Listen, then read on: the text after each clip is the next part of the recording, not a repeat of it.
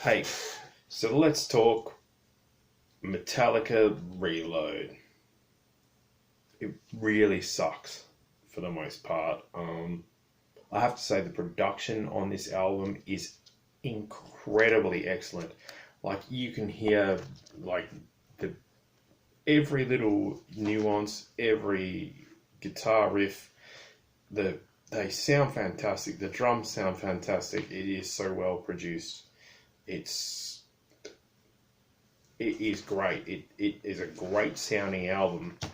Um, However, it is kind of the leftovers of the previous year's album, Load.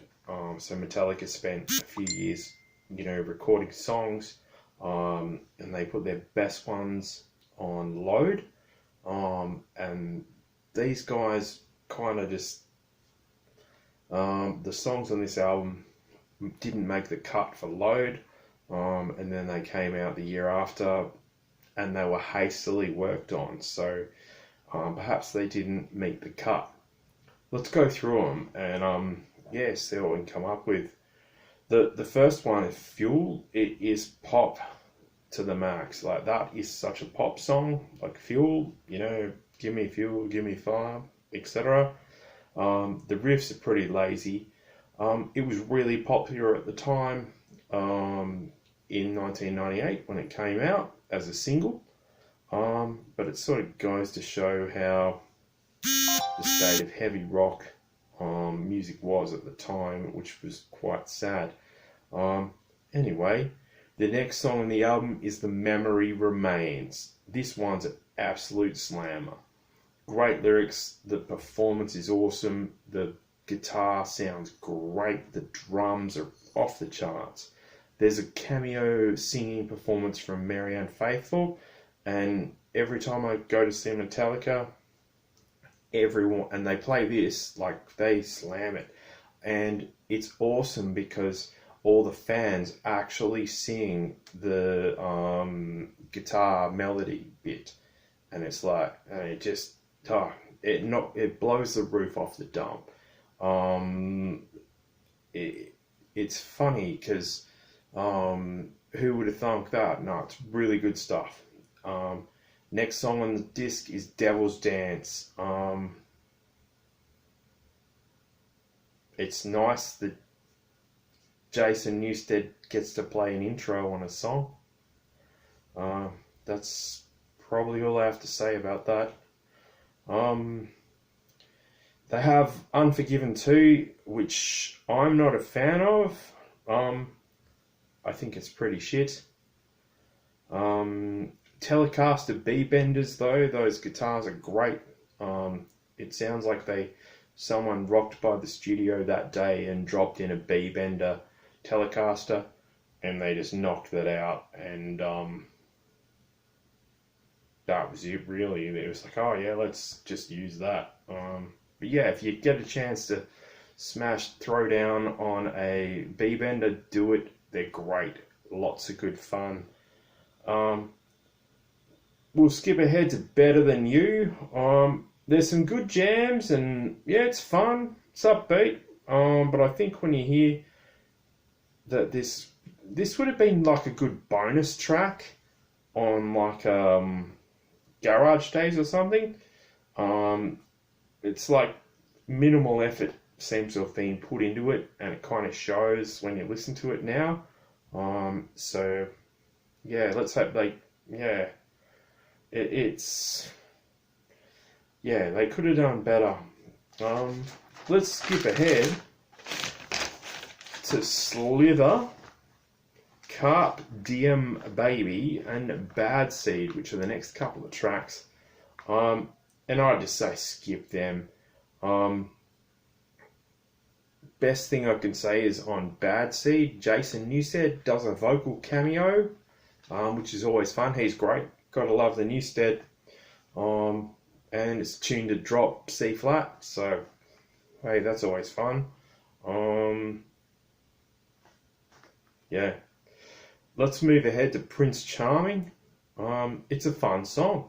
Like they're recycling some of the riffs from better songs like the Four Horsemen on this, and it shows. But the groove is decent enough, like, and some fun riffs, and yeah, you can't go wrong with just a good old jam. Same with Attitude. This one's got a bit of a bounce in it, but the riffs sound like, it's someone who just picked up the guitar who's been playing for about 2 weeks and they're just throwing down whatever. Other than that, it's a fun song. Like, yeah. And there's some good harmonies, like a good little breakdown in there, which is fun. There's Low Man's Lyric, which is a waltz. It's another Metallica ballad, would you believe? Like, they could have done this in their sleep, really. It shows on this song, like, great performance by the band, but it all seems a bit hit and miss. Like, everything sounds great, like the drums and the guitar, but the vocals are inconsistent. Like, 1 second James is like belting his heart out, and the next is like, sounds like he doesn't give a shit. So it's a really weird song to appreciate, and a hard one to listen to, especially if you know the sort of history of the band, where they're at that point.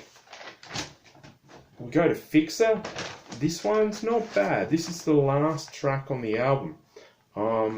You always hear folks just going, hey man, Fixer is the shit.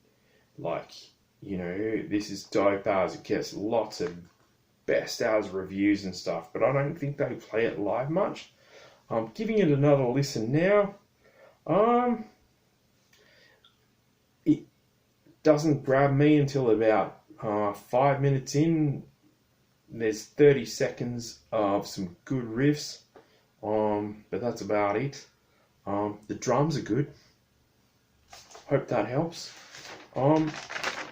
Let's go back a step though, because there's an absolute gem on this one, which is Where the Wild Things Are. Holy shit. Where have they been hiding this song?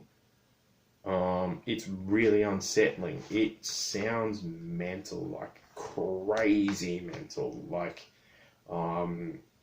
it's like all the melodies are fighting against each other, and then the riffs are fighting against them again.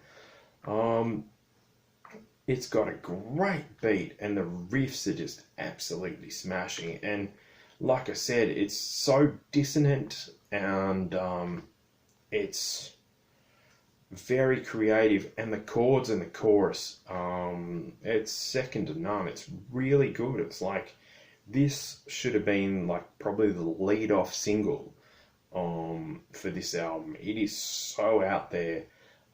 There's very creative chords, as I said, in the chorus. Like, how the hell did that happen? And the best solo on the album, like, it's a shredder. Like, it is really melodic, really memorable, and great performance. It is wonderful. It's really well done, and yeah, it's probably that's the standout track on the album. So Reload, it is a tough one to evaluate. Like, yeah, music was all over the place in the late 90s, or all of the 90s, and then you marginalise that to 1997, let alone late 1997. Plus, this was the like sloppy leftovers from the last album, and it kind of really shows. The album sounds great. Like, don't get me wrong, the production is world class from Bob Rock. The guitars are massive. The drums are. It sounds like the drummer's in the next room. It is huge. But yeah, if it's a miss, like, it's again like the leftover tracks from a recording session that didn't quite go right in the first place. But Metallica, they soldiered through it, and they're great on every day of the week. But this one's a miss. So if you were to come up to me and ask if I recommended this, I'd say go and get Ride the Lightning instead. Like and subscribe and keep on rocking, dudes.